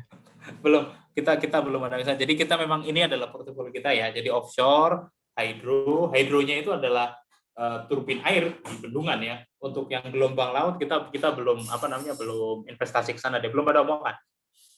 Kita fokus ke portofolio kita ini, Naufan ya. Iya Mas. Oke. Terima kasih Mas ya. Ya, sama-sama.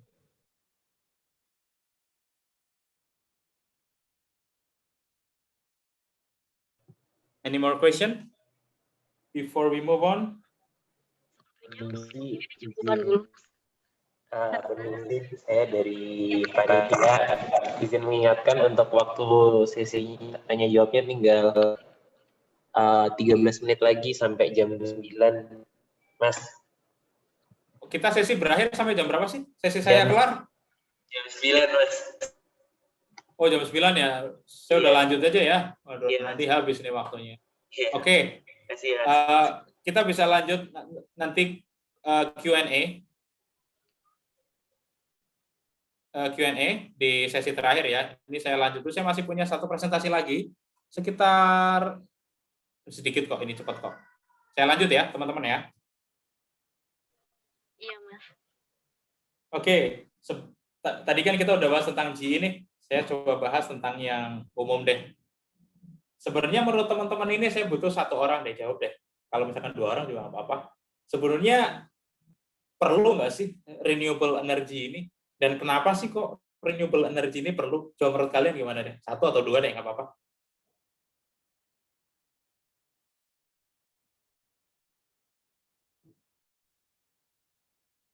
Halo?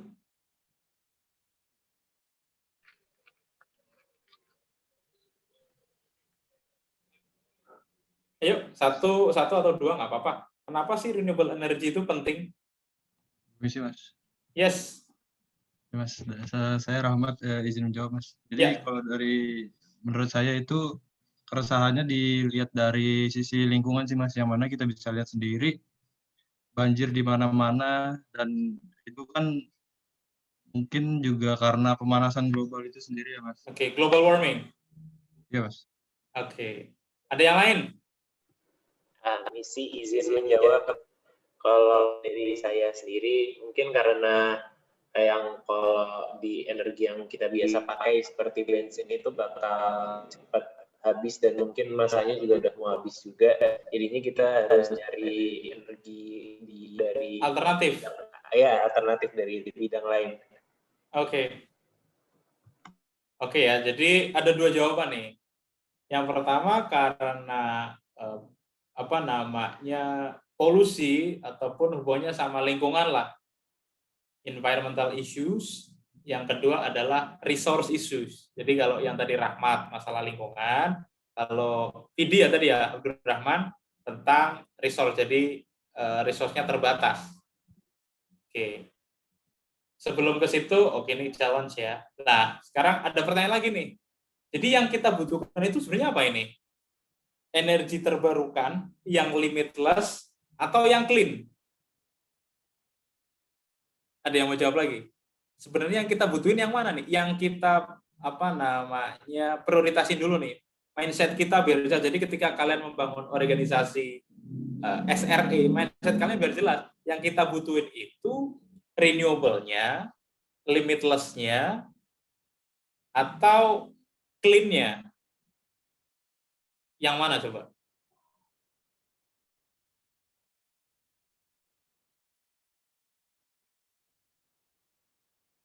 Halo?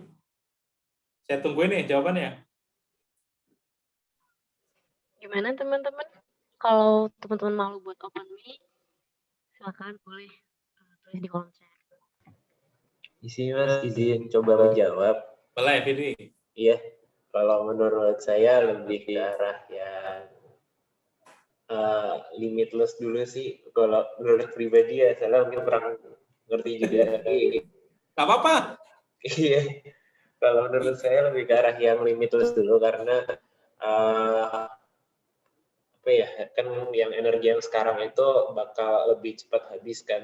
Kita lebih baik mencari yang bisa nggak habis dulu, baru mungkin dari yang nggak bisa habis ini, yang limitless ini bisa diubah lagi dengan struktur kimianya atau struktur apanya itu jadi yang lebih clean seperti itu sih. Terima kasih.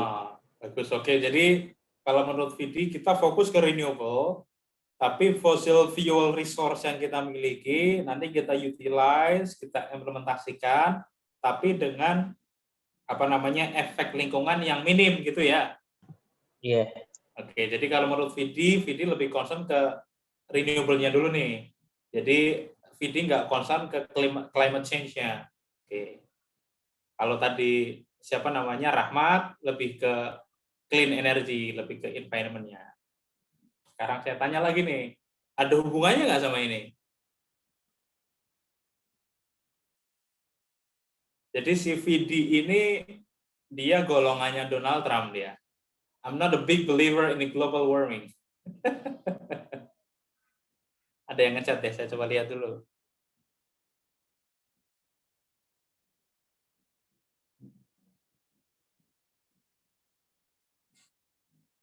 Coba, ada hubungannya nggak sama ini?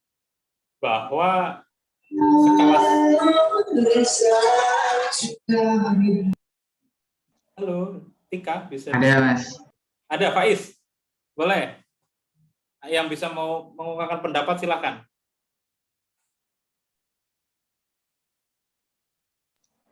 Oke, perkenalkan nama saya Faiz dari jurusan Teknik Geologi.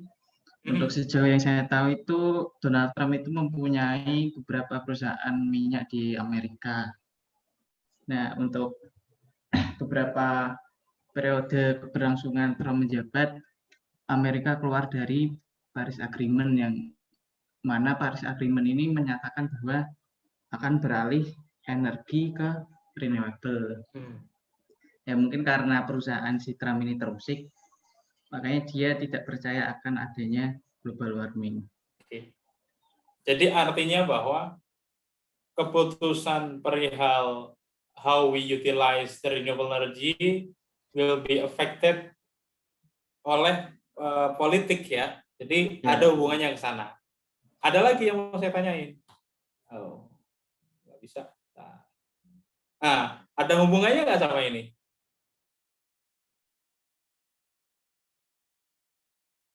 Ini yang biru itu WTI, crude oil. Yang merah ini natural gas. Kalian bisa bayangkan tuh harga turunnya tuh. Ada hubungannya nggak sama ini? Saya pengen ketika kalian bangun organisasi renewable energy, teman-teman tahu basicnya, tahu isunya, tahu problematikanya saja. Jadi nggak cuma kalian tahu teknologi apa, tapi isunya itu apa sih yang ada di lapangan, yang ada di grassroots maupun yang ada di people leader sana. Coba menurut kalian ada nggak hubungannya sama ini?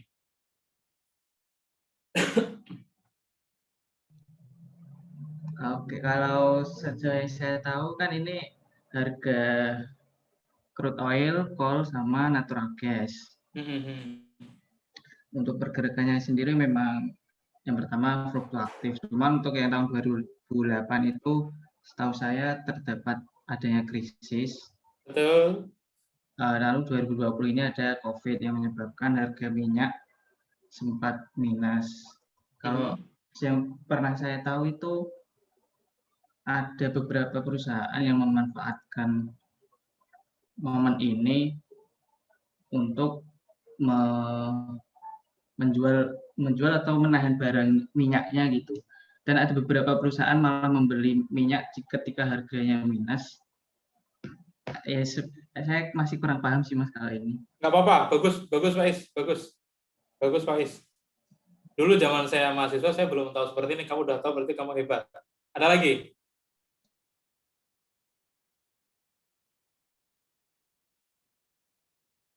Ada ya.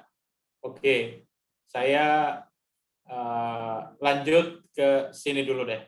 Jadi semuanya akan mengerucut kepada LCOE. Teman-teman udah pada dengar LCOE kan ya, Levelized Cost of Energy? Oke, sudah ya. Jadi LCOE ini adalah standarisasi, walaupun ini sulit distandarkan karena tergantung dari fluktuasi harga, letak geografis dan lain-lain. Tapi ini standarnya itu kurang lebih ini saya ngambil dari beberapa dari satu sumber aja. Ini memperlihatkan bahwa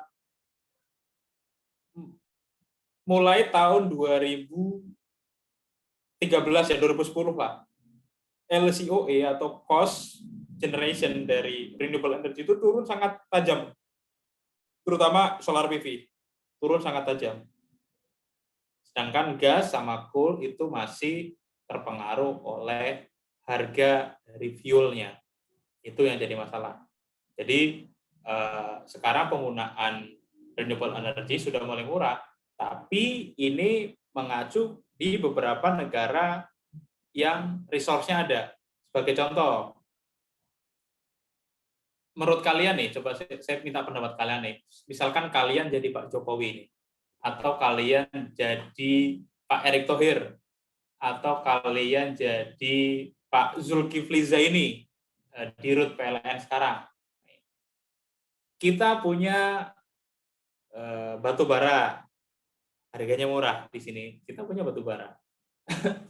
Kita punya gas dari Tangguh, gas dari lapangan ke Podang, gas dari Exxon, gas dari lain-lain, kita punya gas. Kalau kita mau membangun pembangkit listrik, kita bandingkan cost-nya, itu jauh lebih murah batu bara dan gas turbin. Ditambah untuk construction-nya itu jauh lebih cepat batu bara dan gas turbin. Saya mau tanya ke kalian deh, sebagai kalian renewable energy aktivis nih sekarang.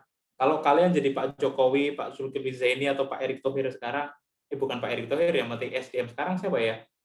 Sedih lupa saya. Kalian mau pilih yang mana? Mau renewable?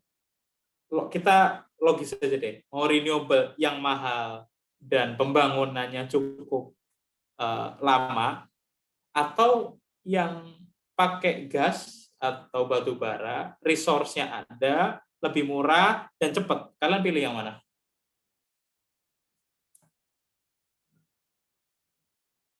Ini untuk menjawab obrolan kita yang tadi. Sebentar, saya baca dulu ya. Di mana belum. Sebentar. Nah, Arlita, waktu field trip ke PLTU katanya kurang realistis. Ini salah satu jawabannya. Coba menurut pendapat kalian gimana? Kalau kalian jadi Pak Zulkifli Zaini deh di rute PLN. Izin menjawab ya, Mas. Yes. Kalau saya sih melihat pertimbangan cost and benefit-nya untuk pada saat ini ya masih lebih memilih coal dan natural gas. Kamu aktivis renewable energy loh. Tapi kuliah saya membahas tentang batu bara, Pak. Oh gitu ya. Mas. Kamu geologi ya? Iya. Tapi memang kalau waktu itu saya pernah ikut webinar SDM, memang alokasi anggaran subsidi yang bukan untuk renewable itu apabila dipakai untuk renewable energy sebenarnya bisa, cuman akan terjadi kelangkaan energi karena ketahanan energi dalam setahun yang mana harusnya dapat dipakai untuk masyarakat yang biasanya menggunakan coal dan oil and gas, tetapi apabila dibuat untuk membangun infrastruktur maka ketahanan energi Indonesia akan ya istilahnya tidak terjadi ketahanan gitu, Mas.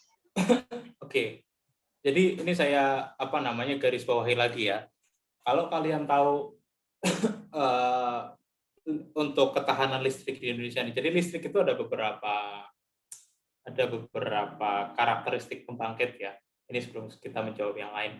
Jadi ada base power. Jadi base power ini kita biasa pakai yang paling murah kalau di Indonesia. Cost-nya yang paling murah. Jadi base power ini dia yang misalkan listrik ketika malam sama siang kan beda tuh demand energinya, lebih banyak yang malam, ya kan? Ketika peak season kan lebih banyak yang malam. Nah, untuk base load-nya ini itu kalau di Indonesia disuplai oleh batu bara yang paling murah. Biasanya itu disuplai kalau di Jawa Barat itu dari Paiton sana pakai batu bara.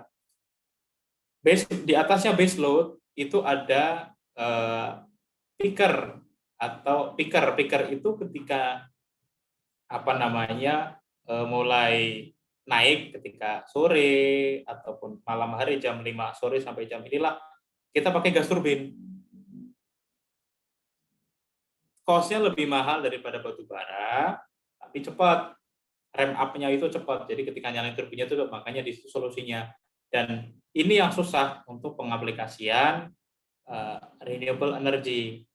Continuity-nya susah, nanti kita lihat di challenge-nya.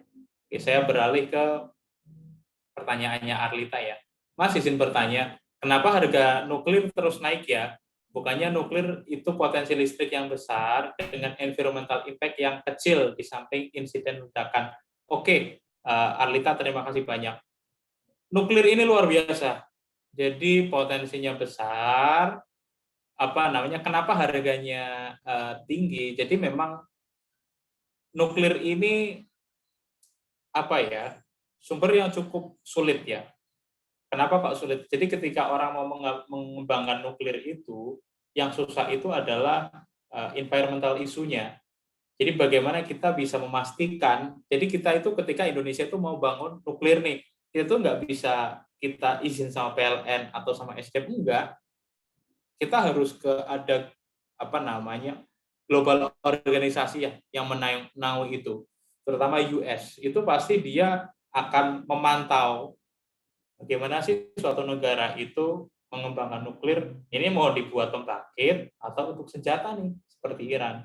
Jadi lebih ke safety dan geopolitik faktornya yang menjadikan nuklir ini agak repot, dan kenapa cost produksinya tinggi itu gara-gara itu.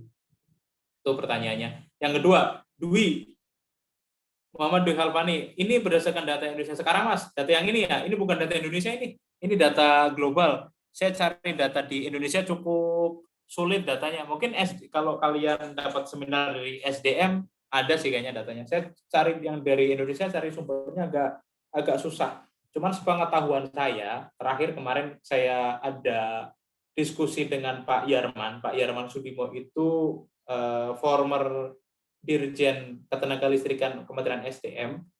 Kita masih cukup berat untuk mengabsorb renewable energy karena kita masih concern terhadap cost dan reliability. Itu concernnya, ya. Oke, saya lanjut ya karena kita diskusi nggak kerasa cepat juga nih. Oke, kita balik ke atas deh. The benefit and challenge renewable energy. Ini benefitnya.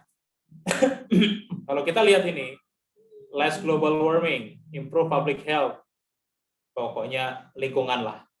Terus job and other economic benefit, inaccessible energy, yes, limitless energy, stable energy price, reliability and resilience. Oke, ini benefitnya dan ini challenge-nya. Coba kalau teman-teman lihat bareng-bareng nih, benefit dari renewable energy itu langsung di counter oleh challenge-nya atau disadvantage-nya. Sebagai contoh nih,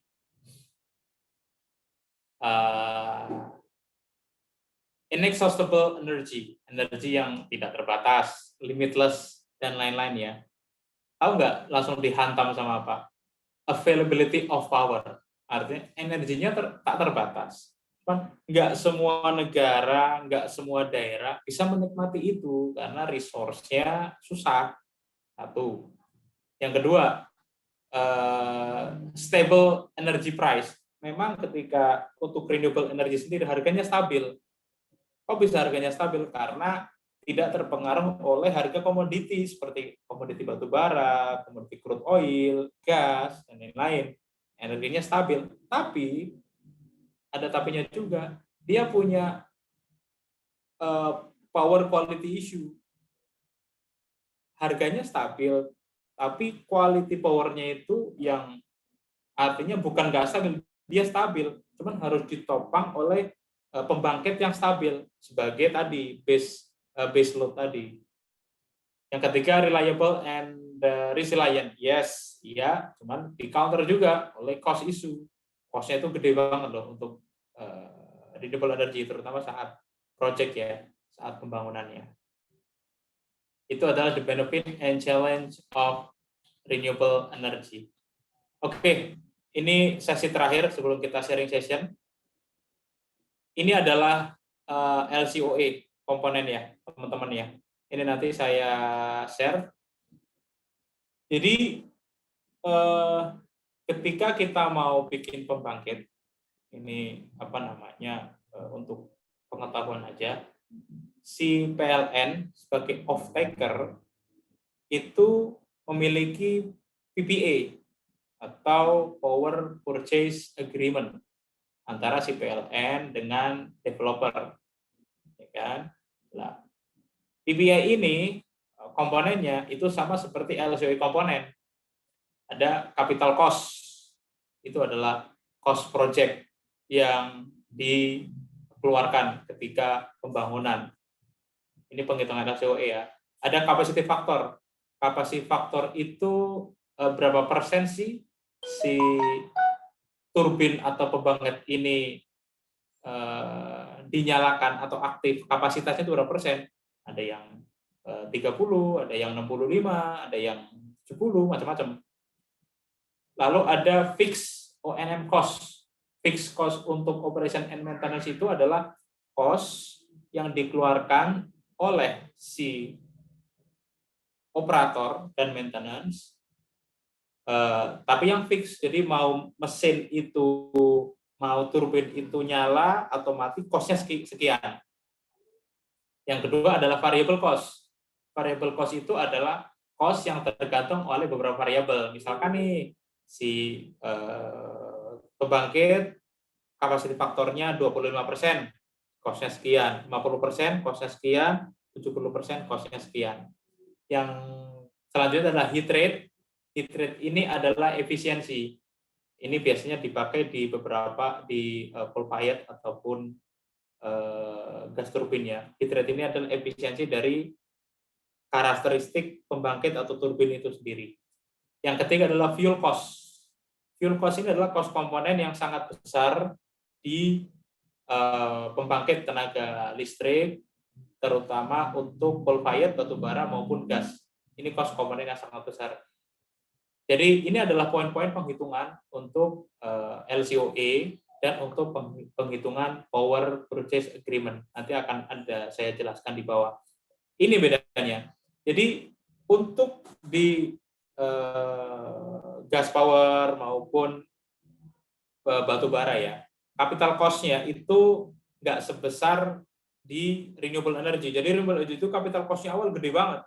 Sekarang bisa kalian bayangkan, satu turbin offshore dengan panjang blade 107 meter hanya menghasilkan 12 megawatt. Sedangkan di Jawa satu turbin gas punya GE 9HA.02 type itu menghasilkan sekitar 400 megawatt. Berapa kalinya itu? Satu unit bedanya 12 sama 400 megawatt. Tapi di renewable energy nggak ada fuel cost. Sedangkan fuel cost ini adalah parameter atau komponen yang sangat besar dari LCOE atau dari cost generation-nya. Ini fuel cost ini sangat besar. Jadi kalau kita bandingkan, nanti akan keluar LCOE per megawatt atau kilowatt hour-nya. Jadi nanti kalian baca-baca aja ini. Ya, masih fresh kan? Nanti kalian coba iseng-iseng baca, nanti kalian bisa matang dari situ. Untuk kalian bisa mengetahui lebih dalam, oh ternyata pembangkit ini harganya ini. Oh ini sekian, jadi harusnya kita bisa lebih berhemat dong. Even kalau capital cost kita ketika pembangunan tinggi, tapi kita nggak punya fuel cost, free cost of fuel, karena kita dari nature, dari alam. Itu ya untuk LCOE, nanti kalian dalami ini, bagus banget. Oke, sekarang ke sesi terakhir ya, career opportunity di renewable industry. Ini kita lebih ke energi aja, jadi renewable energy jadi lebih ke listrik lah bersama. Ini ketika power generation seperti apa ya? Project idea. Jadi project idea itu misalkan Kementerian BUMN, SDM, PLN dan lain-lain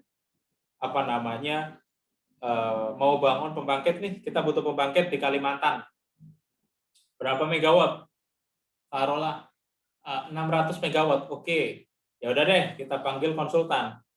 Si PLN maupun apa sebagai authorities panggil konsultan untuk melihat oke, kita cukup bisa nih bangun pembangkit di Kalimantan, kita punya resource gas dan lain-lain. Habis itu kita undang konsultan dan IPP developer untuk feasibility study. Dan di sini itu udah ada diskusi nih antara si PLN ataupun otoritas negara ya dan konsultan untuk diskusi. Misalkan si PLN memanggil IPP, aku mau bangun pembangkit di sini, sekian megawatt aku butuh, nanti listrikmu aku beli per kilowatt sekian ya. Nah, tadi si IPP developer kan melihat kontraknya berapa tahun, sekian tahun misalkan. Untung nggak nih kalau nanti aku bangun listrik di sana dengan harga sekian, dihitunglah sama IPP developer. Setelah dia dihitung, ada kontrak and financing. Biasanya IPP developer yang ada di Indonesia membangun pembangkit itu dia bawa duit. Jadi dia cari lender dari luar negeri. Dia jadi IPP developer plus investor yang masuk ke Indonesia. Jadi pemerintah Indonesia itu nggak modal, cuma modal lahan. Mostly dia nggak modal uang, dia modal lahan. Nah, nanti ada skema BOT, jadi build, operate, dan transfer. Seperti itulah. Jadi si IPP developer ini misalkan udah oke, kontrak financing sudah close, si IPP developer ini dapat kontraknya, oke si IPP, kamu dapat mandat dari negara dan PLN bangun pembangkit di sana, either itu gas, hydro, apa tergantung pembangkitnya kan. Lalu si IPP ini tanda tangan PPA. PPA ini dari mana sih Power Purchase Agreement ini? Dari tadi komponen cost-nya tadi. Makanya kita butuh konsultan untuk menghitung itu. Setelah itu dari PPA, si IPP developer mau construction dong, mau bangun, dia butuh EPC. Engineering, Procurement, and Construction. Dia juga butuh engine manufacturing sebentar.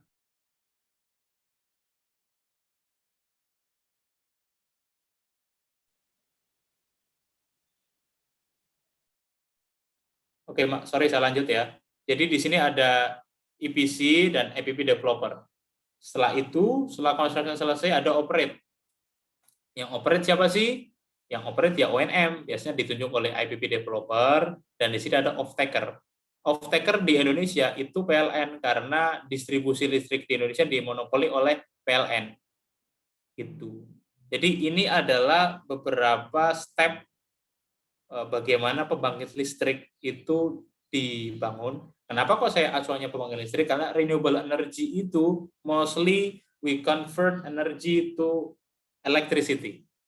Jadi ini apa namanya bagian yang penting kalian tahu untuk kalian nanti berkarir. Kalian mau berkarir di mana sih? Mau di authorities, misalkan kementerian dan lain-lain, mau di konsultan. Konsultan banyak sekali. Ada apa namanya Big 3, ada Big 4, mau di IPP developer itu macam-macam, ada Sumitomo, ada Medco, lain-lain. Medco Energy itu sebagai IPP developer juga dia ada. Terus misalkan di off-taker yaitu PLN, kalian mau berkarir di PLN bisa. Lalu kalian mau berkarir di EPC ataupun engineering company, seperti saya misalkan di GE sebagai supplier equipment-nya atau sistemnya. EPC juga banyak, ada Tripatra, ada BP, Utama Karya untuk yang lokal, untuk yang apa namanya luar negeri, untuk yang asing juga banyak ya, ada Hyundai, ada macam-macam. Lalu ONM itu banyak. Jadi ketika nanti sudah dijadi construction-nya, di-operate, si IPP ini nunjuk operation and maintenance. Jadi perusahaan yang ngoperasin itu. Ini banyak nih. Biasanya ini nanti kerjasama sama PLN. Nanti ada PT baru. Misalkan ada PT Cirebon Power. Lalu di Batang itu ada PT Bimasena. Lalu kalau di renewable di Sidrap itu kan Vena Energy, itu juga ada ONM-nya sendiri. Jadi seperti itu. Pesan saya di industri 4.0, si perusahaan itu nyari talent yang nggak kaku. Kalian bisa kerja fleksibel. Kalian itu nggak terbatasi oleh background kalian apa, dan kalian itu mau belajar gitu, sesuatu yang baru. Jadi di zaman sekarang itu susah kalau misalkan kita itu stick dengan background kita. Misalkan saya mesin nih, saya nggak mau ngerjain listrik yang ada elektronya, saya kan mesin. Susah itu, saya nggak suka. Terus misalkan saya kimia gitu. Nah, saya kimia, masa saya ngerjain turbin? Ada itu teman saya teknik kimia ITB itu sekarang di gas power, dia ngerjain gas turbin. Kimianya mungkin nggak ada kimianya kali, ada sedikit lah. Jadi dia ngerjain harus ngapalin partnya turbin, itu flow-nya seperti apa, dan lain-lain. Jadi artinya di era industri 4.0 ini kita dituntut untuk lebih fleksibel. Itu adalah karakter yang diharapkan oleh company. Ya. Oke, mungkin itu yang bisa saya share. Jadi kalian yang dari jurusan masing-masing bisa melihat dari sisi renewable energy itu saya mau masuk mana nih? Masuk konsultan kah? IPP kah? Off-taker kah? EPC kah? ONM? Itu nanti coba kalian gali lebih dalam lagi. Oke. Ada yang mau ditanyakan sampai sini?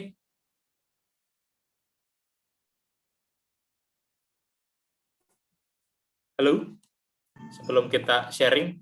Nah, ini profil saya sedikit ya. Jadi tadi ada yang tanya, saya dulu di John Crane Smith Company 3 tahun lebih, saya sekarang pindah ke GE, dan ini beberapa foto saya ketika CLP program ya.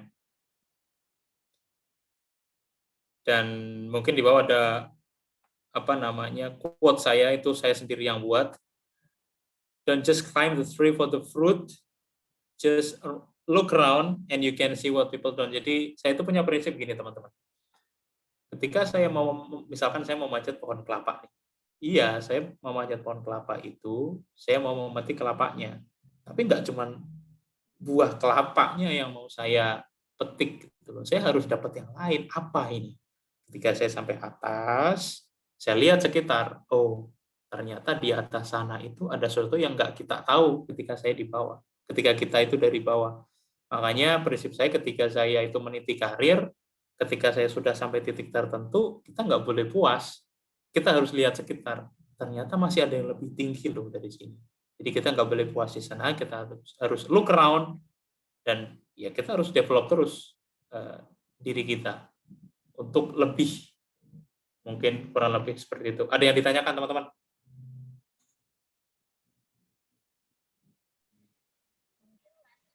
Menjawab pertanyaan dari Togar tadi, Mas. Yes. Tentang internship tadi. Oh, internship. Ya. Sorry, kencang banget suara saya. Togar. Bagus banget sih. Oke, internship ya. Di GE, kalau kalian tahu di GE itu sering banget ada internship. Gitu. Karena to be honest, kalau kita company itu, kita senang ada anak internship datang. Ya. Nah, oke, ini saya close dulu. Nah, ini pas tadi saya buka nih. Jadi, nih, kalau kalian lihat ya, ini kalian buka aja GE Karir, untuk teman-teman yang lihat internship, dipantau aja, sering banget ada opportunity internship di sana. Cuman harus apply via GE Karir. Jadi misalkan saya nggak bisa tuh, ujuk-ujuk saya bawa kalian, terus HR, ini ada orang mau internship nih, sistemnya nggak bisa seperti itu dengan bawa proposal apa enggak. Jadi ketika ada vacancy for intern, you need to apply through the website. Ini misalkan ada intern legal corporate, ini nanti reportnya sama Stella nih, teman saya juga. Ini bagus banget. Yang lain ada yang enggak ya? Belum ada sih. Biasanya intern itu banyak di Gas Power, di Grid Solution juga ada. Kalian sering pantau aja ini, ya. Sering pantau aja GE Karir, ketika ada intern, kalian apply. Lumayan banget loh. Satu, kalian digaji. Kalian datang langsung dikasih akses laptop. Dan yang paling penting lagi, banyak sekali anak intern di GE, itu misalnya kalian intern, kan internnya nggak lama ya, mungkin 3-6 bulan ya, internnya nggak lama. Kalian intern di GE, nanti biasanya kalian ketika lulus ditanya, banyak sekali teman-teman saya itu, ada Rio, Nando, internnya di GE, Lukia intern di GE, nanti ketika selesai intern, kamu mau gabung sini nggak? Mau, ketika ada butuh orang gitu, kalian akan jadi prioritas. Kalian sering pantau aja di GE Karir, intern. Ada lagi?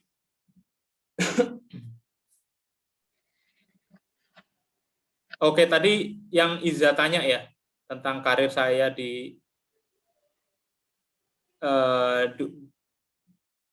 oil and gas ke GE ya. Oke, memang benar. Jadi dulu saya di John Crane itu oil service company, jadi saya bergerak di rotating equipment. Kayak nggak cukup sulit ya, karena saya ke GE kan lebih ke komersial, lebih ke sales, walaupun tetap ada teknologinya, cuman karena saya mechanical mungkin nggak terlalu berat, jadi saya bisa ngikutin. Jadi di John Crane dulu saya 1 tahun untuk service operation, di field juga, dan 2 tahun saya jadi lead technical sales. Jadi saya jadi sales, saya ngerjain technical juga, saya ngerjain project juga. Di ini bermacam-macam ini. Cuman alhamdulillah dari pengalaman saya di sini itu menarik, si program manager saya di GE itu yang akhirnya memilih saya. dari beberapa kandidat yang ada di Indonesia. Akhirnya memilih saya. Even kandidat yang waktu itu CLP itu sudah kerja di GE.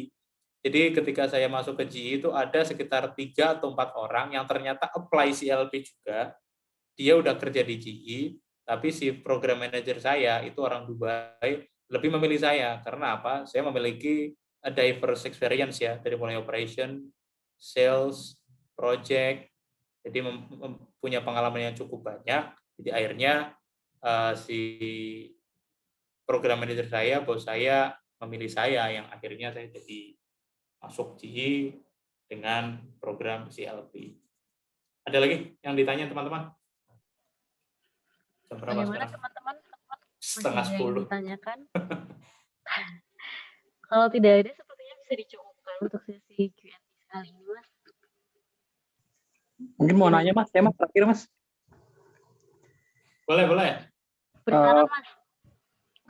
Buat ini nih, buat yang fresh graduate, misalkan Mas mau masuk ke dunia kelistrikan itu kan kita kan kebanyakan dari mesin atau kimia itu kan nggak ada hubungannya Mas ya.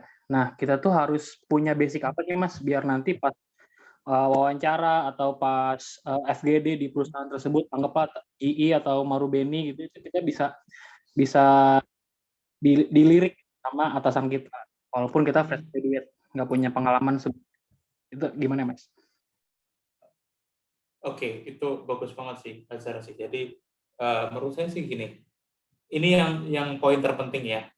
Tadi yang saya sebutkan. Jadi kita tuh harus fleksibel dan kita tuh punya wawasan yang luas tentang apa yang kita kerjakan.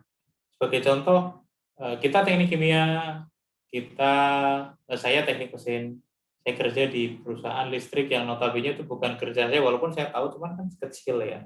Cuman apa sih yang saya punya?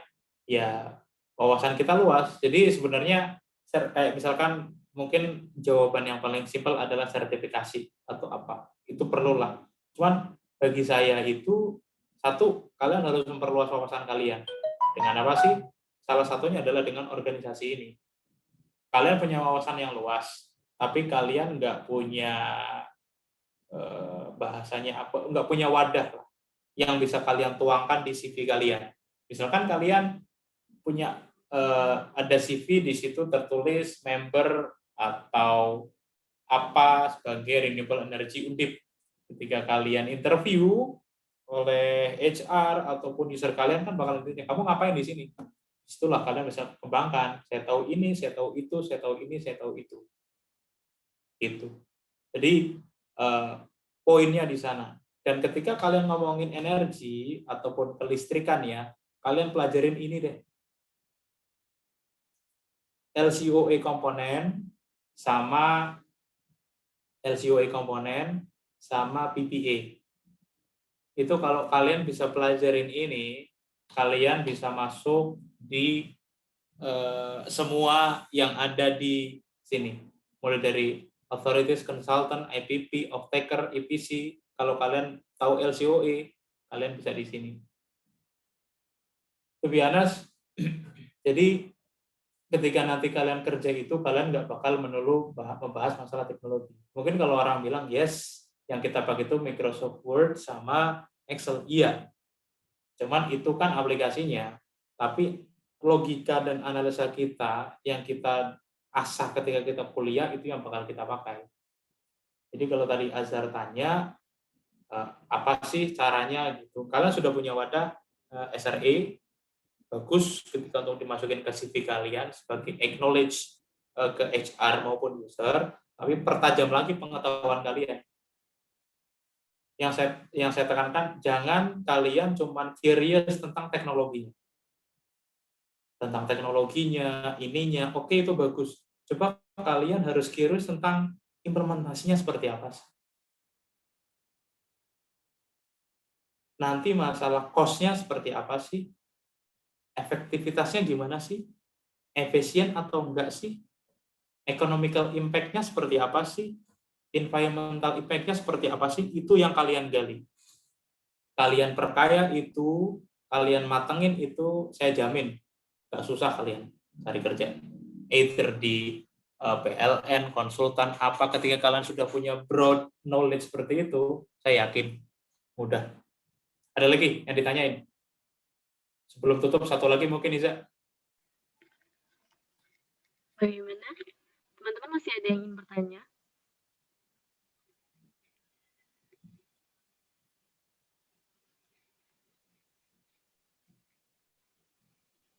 Cukup?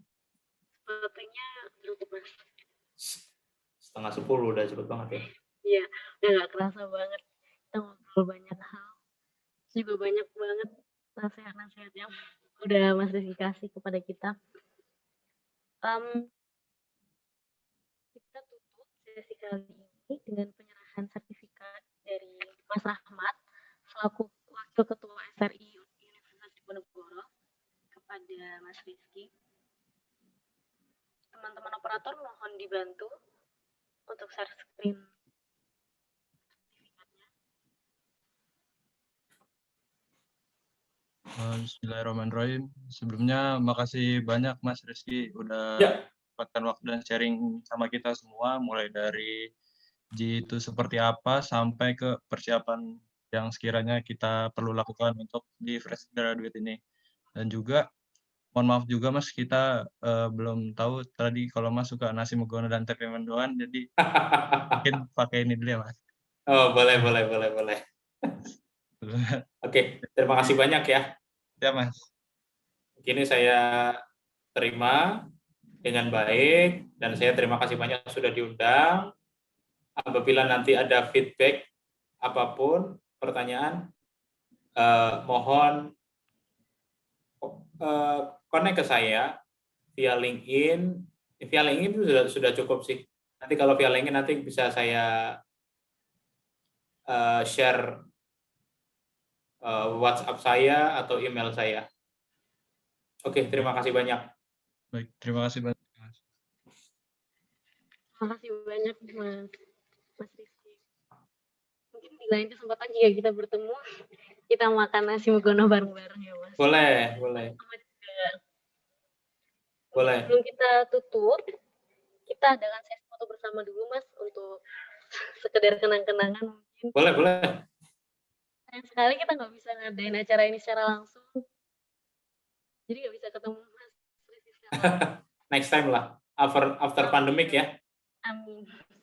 Teman-teman silakan yang bisa on cam, dipersilakan untuk on cam.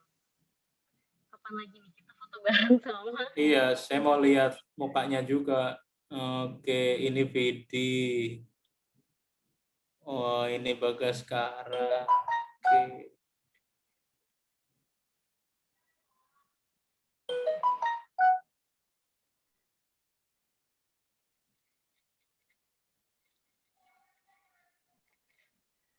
Ya, buat teman-teman yang lain kita bisa on cam bareng-bareng. Teman-teman. Itu siapa itu? Reva Satya itu kenapa background Burjo itu? Lupa diganti Mas, maaf Mas. Ora apa-apa, aku jadi mengenang Burjo Totem. Iya. Oke. Baik, saya hitung 1, 2, 3. Lembar satunya. Iya, teman-teman yang mau on cam masih ditunggu. 1, 2, 3. Ya, terima kasih teman-teman sudah antusias hadir di acara malam hari ini. Terima kasih banyak ya. Kita aplaus untuk pembicara keren kita.